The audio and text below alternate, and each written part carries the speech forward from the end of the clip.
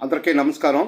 ప్రియమైన సోదరి సోదరులారా, మిత్రులారా, ఈరోజు కూటమి ప్రభుత్వం అధికారంలోకి వచ్చిన సంవత్సరం కాలం అయిపోయింది. ఈ సంవత్సర కాలంలో ప్రతి నెల ప్రతి గ్రామంలో పేదలకు పంపిణీ చేసినట్టు పెన్షన్లో మన ముఖ్యమంత్రి గారు ప్రధాన పాత్ర పోషిస్తూ అతని చేతుల మీదుగా నిరుపేదలను గుర్తించి వారికి పెన్షన్ అందజేస్తూ వారి ఇల్లు, వారి బిడ్డలు, వారి కుటుంబ పరిస్థితులన్నింటిని కూడా పరిశీలన చేస్తూ వాళ్ళకు అవసరమైనవి అక్కడికక్కడే తీర్చేలాగా చర్యలు చేపడుతున్నారు. మంచిదే, చాలా సంతోషం.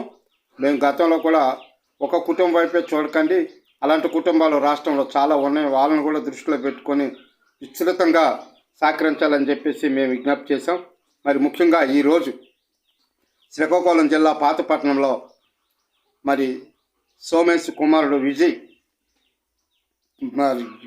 ఏదైతే చాలా అనారోగ్యానికి గురయ్యాడు.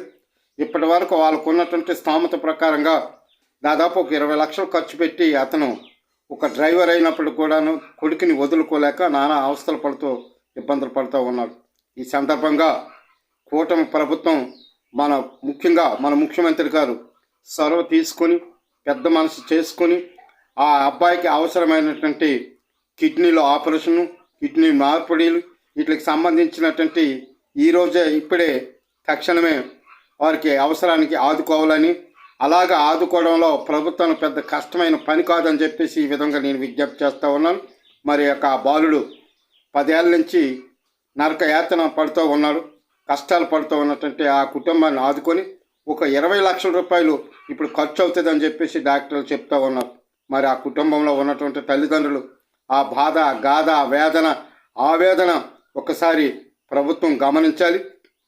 ఈరోజు ఈనాడు పత్రికలో చాలా పెద్ద అక్షరాలతో దాతల సహకారం కోరుతూ మరి ఒక పత్రిక ప్రకటన జారీ చేశారు. కాబట్టి ఈ పత్రిక ఈ వీడియో కూడా మరి కూటమి ప్రభుత్వ నాయకుల దగ్గరికి చేరేలాగా మీరు అందరూ కూడా షేర్ చేయండి, లైక్ చేయండి, సబ్స్క్రైబ్ చేయండి. ఖచ్చితంగా ఆ అబ్బాయిని ఆదుకోవడానికి అవసరమైనటువంటి ప్రభుత్వ చర్యలు చేపట్టాలని చెప్పేసి మరొకసారి నేను విజ్ఞప్తి చేస్తూ ఉన్నాను. మర్చిపోకండి.